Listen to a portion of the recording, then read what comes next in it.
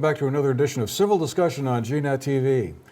I'm Andrew McKeever, the news director here at GNAT-TV, the news director of our news project, and it's a pleasure to be here today with my co-host Don Keelan, who's here to talk some more about the progress we've made on our Civil Discussion series and what we've been hearing about. And well, Don, I guess looking back now, I was thinking it's almost a year since we started this, not quite, but what stood out to you so far in terms of the conversations we've heard, either with ourselves or with some of the guests that we've been able to have on our program?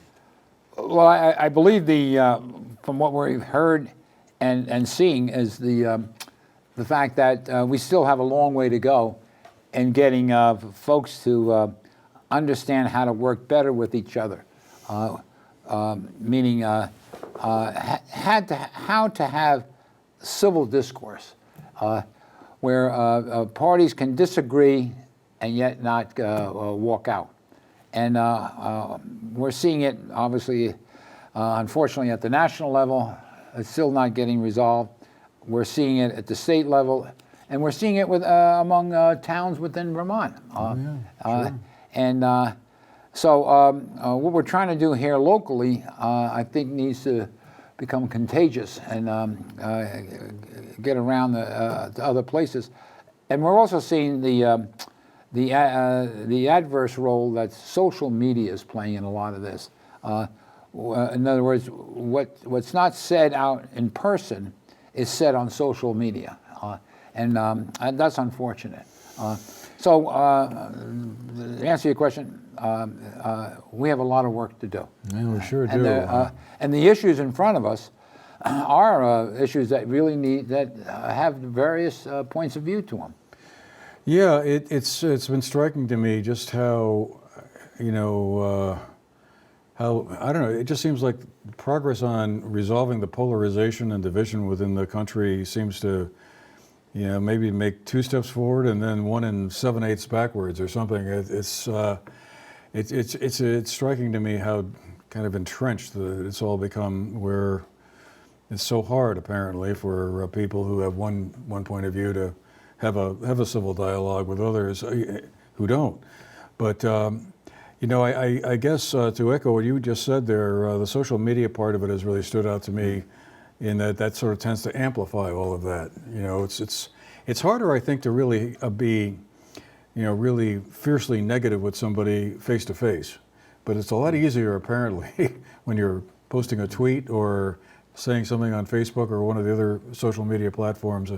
You don't see the person, you don't see the reaction, and boom, it's gone. The other thing that I keep coming back to a lot is the importance of listening, and that seems to be a skill that we need to kind of recultivate in some way or another. That you don't have to agree with the other person, but it's important to listen and keep an open mind to maybe hear something that you didn't know about before or hadn't thought about in some way. But it's not, and I mentioned nationally and state, local, but obviously internationally. Someone once said to me that all wars come to an end, and that's probably true. I mean, they do come to an end. Why can't we, the people today that we have in charge, bring the war in the Ukraine to an end? When you see the suffering there, you got to ask yourself, why can't this come to an end? What are the issues? Do we know the issues? It's very complicated, I'm sure. But at the same time, to have civil discourse, if it's going to have any meaning at all, you need to step out of your safety zone and go into the position of the person you're debating with or discussing with, and find out why do they have that position that they have. Yeah. And that's sort of a good lead-in, I think, to what we want to talk about today, is the issue of guns. And so much of what I think underlies the whole matter of guns and the discussion is perception. And we can take it from there. So you want to... Well, I mean, this is a subject I've thought about for a while, and Every time we have one of these events like we've seen recently in Uvalde, Texas, or Buffalo, New York, you think, okay, something will finally happen this time. And actually, it's remarkable to see that actually there is some kind of effort underway in Congress to have some kind of compromise, I guess, where some things might change. I don't think it's enough. But I guess, one of the things that's puzzled me a lot about guns and gun ownership and why people are so emotionally attached to the right to keep and bear arms is that there seems to me to be a very obvious compromise sitting out there in the middle of the table, and nobody seems to want to go to grab for it. And what would that compromise include? I think it would include some kind of national registry and licensing for gun ownership, just like we do with cars. If you want to drive a car, you need to get a license, you need to register the car, all of that. And this, I guess, the hard part would be, I do think that, there's an argument that these AK-47, AR-15 style rifles, I know a lot of people don't like the term assault rifles or military style assault rifles, call it whatever you want. I just don't think those should be available to members of the general public. The Army, the Navy, the Armed Forces, police forces, yes, absolutely.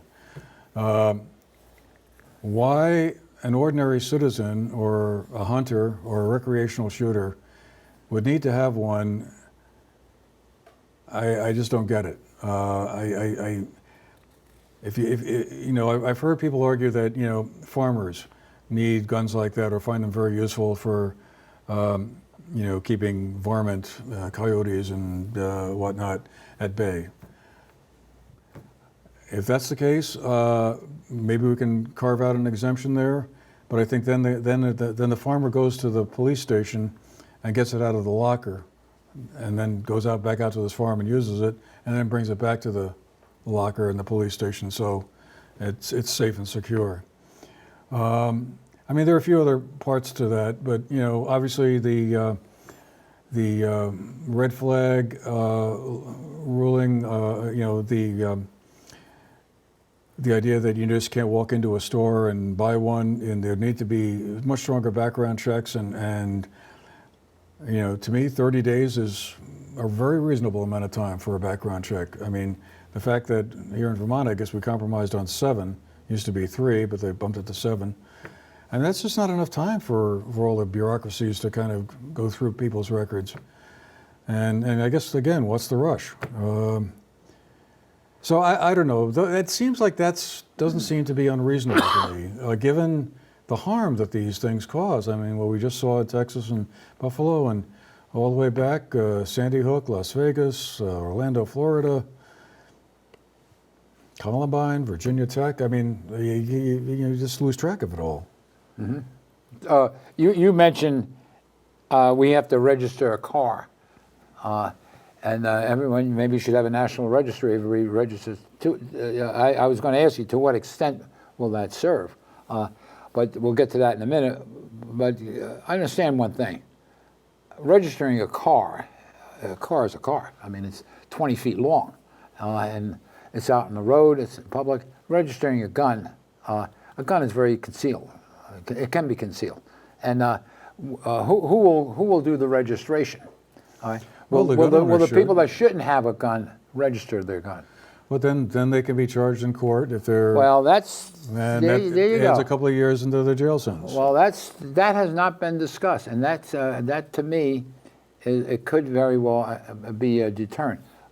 But I should preface everything by saying I am by no means an expert in this subject matter.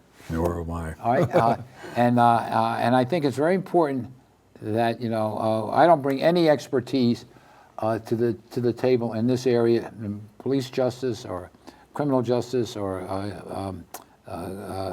the issue of guns, whether we should have them or not have them, other than my personal opinion and perception. But one thing I can assure you is, or as factual. You mentioned 3 days to register. Now it's been moved to 7. Maybe it should be 30. I registered when I lived in New York. It was 6 months. Right? Even better. You could not own the gun unless you got a license from the state, and it took at least 6 months to get it. Right? That was just to have the right to own a gun. Then when you got a specific gun, whether it was a rifle or not a rifle, but a specific handgun, you had to register that handgun, and that took 6 months. Right? Did it deter anything? Well, they do check you out, right? And I'm sure they pulled people out of it. But nevertheless, we know what New York's like today with guns, right? The other part of it is the ownership of the gun is you can easily transport them in and out of New York. We're framing the question with the phrase gun control, and how do you control guns when, I think, as you and I were saying before the show, there are about 300 to 400 million guns in the hands of Americans, or here in the U.S. And specifically the gun, I believe, that was used in Uvalde, and maybe in, if I'm not mistaken, the one in Buffalo, was an AR-15. In 1994, there were 400,000 AR-15s out there. The Congress got together with President Clinton, and they were able to get, the Republicans and the Democrats were able to get through banning the sale of those guns. And that ban expired in 2004. Mm-hmm. Right? Today, there are not 400,000 AR-15s. There are 20 million, according to the Wall Street Journal yesterday, right? That are in the hands of Americans today. Right? Gun control, how do you control 20 million, just AR-15s? Right? And there are other types of weapons and so forth. I think we were saying, why do people want to have a gun other than to go hunting and so forth? And why a military gun? I don't know. I don't know the answer to that, but I know someone may want it, setting aside the bad people, for protection. They perceive that they need to be protected. They need, if they cannot rely on government for protection, they're going to protect themselves. That's their perception. Why do you think they feel that way? I mean, I guess I know police forces are under tremendous pressures at the moment. Certainly over the last 2 years have been very difficult, and we all know that the staffing levels in a lot of departments are lower than they want. But I guess I have a hard time understanding why someone, let's say in 1984, would have felt, gosh, if I don't have a handgun or some kind of weapon here when a burglar tries to get into my house or somebody tries to do something, I need to have that to protect myself because I can't trust the police to be there in a timely fashion. I mean, what changed? Well, let me stop you there. Is that true? Do you think that's a valid point? Well, I mean, if we went from 400,000 military rifles in 1994 to 20 million nowadays, and I guess I would make the argument, well, maybe a lot of those guns were sold after the ban came off in 2004, it did. And in this 18 years since, that's when... But I mean, go back to your point. I may not be protected by the police. Yeah. The person in their home. Yeah. I want to go back to your point there. Is that a valid point on their part? Well, I don't know. I guess that varies from person to person. I mean, I never felt the need myself, even when I was living in New York, in the city, to own a gun to protect myself. And that, now we're talking back in the 1970s, 1980s, when incidents of violence were on the increase and didn't peak until the early 1990s. But then they have gone way down since then, or at least leveled off. I mean, why do people want to own one, particularly if they don't get the training? I mean, that's the other part of it that staggers me, is the idea that people get a gun and then they think they know how to use it. A lot of them don't bother getting trained to kind of understand, how you're supposed to handle it. say Well, nothing assuming of they this. assuming they got that training. But to go back, I'd like to stay with you on the police issue just for Okay. a minute. Let's say, for example, you live in Peru, Vermont, or Londonderry, okay? And I'm going to say Peru. Londonderry may come out of Westminster. All right, and it's late at night. It's 9 o'clock, 10 o'clock at night, and you need you call for help with the state police through the 911, and hopefully the dispatching can get through, because right now they're short 20 dispatchers in the dispatching service. But the troopers down in Pownell, in the best of times, there are only 3 troopers covering Bennington County during the day. And let's assume they were engaged in Pownell. It would take, at full siren, full lights, it would take at least 40 minutes to get from Pownell to Peru, or to Peru, speeding up Route 7. That's in the best of weather and the best of times. Right? Do you feel protected? It's going to take that much time for a response? And then weigh that now. Of the 70 police agencies in Vermont, 40 are looking for help. In the last, since January, there have been a number of shootings, guns fired in Burlington, Barry, Springfield, Rutland, and Bennington, just to name the cities. And there's been 4 or 5 homicides, people found on the side of the road. Are things better off? And what people are reading is, we're seeing this in Vermont, which you never saw before. And at the same time, we're seeing the police departments are way underfunded. The state police right now, instead of having 333 officers or sworn troopers, are down 50. Right? They're not, they're getting some, but they're not getting the recruiting that they used to get. And at the same time, the local police aren't getting. I mean, you're short here in Manchester. You're short in Rutland, Springfield, Shelburne. All these towns are way down, and people are wondering, am I really going to be protected? Could that be? And I'm not saying it is, Andrew. I'm just saying, is that why people want to own a gun? I'm sure that has something to do with it. I mean, I guess I'm thinking of a situation where, I'm at home and an intruder comes in, and I don't have any guns in the house. I've never had any. What do I do? Well, if it's a case where you can at least make a phone call and lock the doors and try and seal things up so that nobody gets in, then maybe that's something. I mean, clearly there are a lot of people who feel that, it's not an option to kind of wait 40 or 45 minutes for the police to arrive, and when there's somebody lurking around out in the backyard doing something you're not really sure about.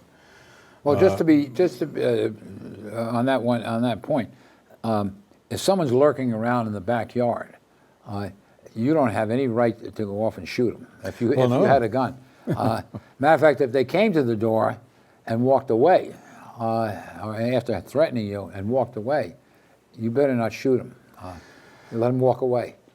So those are things you need to know, because Vermont's pretty diligent on this. If you shoot someone, it has to really be that your life was in danger. Yeah, clearly self-defense. Well, I mean, I know there's a lot of ways to look at it. I guess my feeling is that this is the solution is got to be also fairly comprehensive, and I think it'll be a while before more people will feel, people who currently feel they need to have a gun in their house to protect themselves in case the police don't come in a timely way. I mean, I think just pulling the number of weapons out of the 400 million, whatever the figure is, out of circulation, whether it's through a buyback program or something, I mean, that's one start. I mean, obviously the mental health aspect of this, we've heard a bit about that. It's not going to be one silver bullet to get to where we as a society get to the point where, you know, I'm okay in my house without any weapons because, number one, the police will be here, but number two, that person out there probably doesn't have a gun either. Well, see, now, you go back to your point, you know, the police will be here. They went to the school in Texas. They were there. But guess what? Yeah, well, that's another whole. Yeah, that's got to really, be looked at. We got to get the facts. But there are organizations in Vermont that I won't mention names today, but I can that are advocating that just by increasing the police force doesn't give us any more safety. No. What do you mean? I don't know. I mean, I don't think it necessarily will. I mean, I don't think it would hurt. I mean, I think the problem in Texas seemed to have been lack of good radios, lack of clear communication between the 9/11 dispatcher and the commander on the scene, who didn't know what was going on and, you know, thought there was still an active shooting situation, waiting for shields or whatever. But you know, as we were saying before we went on the air, I mean, all the training I've ever heard about is that, you know, when law enforcement meets up with an active shooting situation, the idea is to go in immediately and suppress the shooting. You don't stand around and wait That's an right. hour. That's exactly right. What they were thinking of, I mean, I don't know. Well, that'll come out. Yeah. But you mentioned earlier, or a few minutes ago, to me, a deterrent, and New York has this, it's called the Sullivan Law, I believe. And Massachusetts is fairly tough on this. If you're carrying a gun illegally, right, and let's break that down.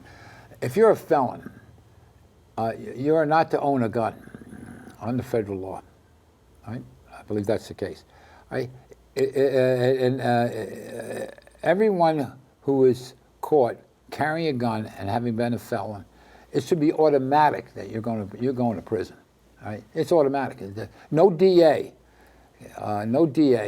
can compromise on that one. Secondly, if you use a gun in a felony, it's 5 years over and above whatever the felony is or the crime that you commit. Use it a second time, it's 10 years. You're gone, right? The commissioner was on in New York the other night. I believe it was the commissioner or the former commissioner, together with some expert, saying, you know, in New York City, this is crazy. Because of bail reform, people have committed crimes with guns, and because of bail reform, they're arrested, locked up for a few hours, and then released because they can't hold them because of bail reform, because they can't afford bail. This is crazy, and we've done a little bit of this in Burlington. And it's, you know, I'm not a big fan of the Rockefeller laws of the 1970s, where if you were selling any quantity of drugs, you went off to prison for 5 to 10 years. I mean, some even longer than that. However, there's got to be a detriment, a punishment that's enforced and that people know about it. Right? It's going to be automatic. Because an argument you hear, you want Don Keelan to register his gun, right, and do this and this. But how about the bad person? What are you doing about the person? I'm not doing it. I'm not harming anyone with my gun, right? But this person over here has harmed someone, and guess what? You're not doing anything about it. Well, a complex situation. I mean, clearly that if that individual were apprehended in the course of committing a crime with a gun that was unregistered, then the fact that the gun was unregistered is one more count in the indictment that calls for some jail time and maybe automatic jail time. Don, these are some really complicated issues, and well, we could easily spend another half hour unpacking them all, but we're going to have to leave it there for today, unfortunately. You're kidding me. Were you all done? Yeah, well, we've used up our time, apparently. So, but this is interesting, good food for thought, and maybe it's a subject we can return to. I mean, there's a lot of things going on that I know we'd like to talk about as well. No shortage of issues out there that are prompting a lot of heated dialogue back and forth. Well, so, can I just add to that before we leave, and to keep with the theme of the show, you and I, we're not poles apart. We're not that far apart, but we have differences on how we may want to approach this subject. In this case, guns. And you happen not to be a gun owner. You have feelings about guns, and I happen to be a gun owner, and trained by some very sophisticated people on how to use guns. And I have a different perspective, but we can talk about it. Right. That's the thing. Yeah. You know, without I don't want to say killing each other. No pun intended. That would be an extreme case, yeah. Well, anyway, well, hopefully somebody out there watching will go, yeah, I should try that. Anyway, well, again, Don, really great to have you here, and great to be back in the studio again. You know, there's no shortage of topics to discuss. I know we had a few conversations with some guests about the clean heat standard. I mean, that's a subject I'm sure we're going to probably want to return to. We've got a potentially very controversial decision coming down from the U.S. Supreme Court on abortion that will probably prompt a lot of heated dialogue. Already has since the leak of the justice's draft opinion was released. So. No shortage of topics, as well as several guests I think we want to hear from as well to have their take on things. But again, we're gonna have to call it a day at this point. But I want to say thank you for sharing your time with us today, and well, we'll see you again the next time, maybe in a couple of weeks or a month or so. We'll be back in. I think we'll be back late June, early July. Okay. Yeah. Yeah. There's a lot to talk about. Too much to talk about. All right. We'll leave it there for today. Thanks again for being with us.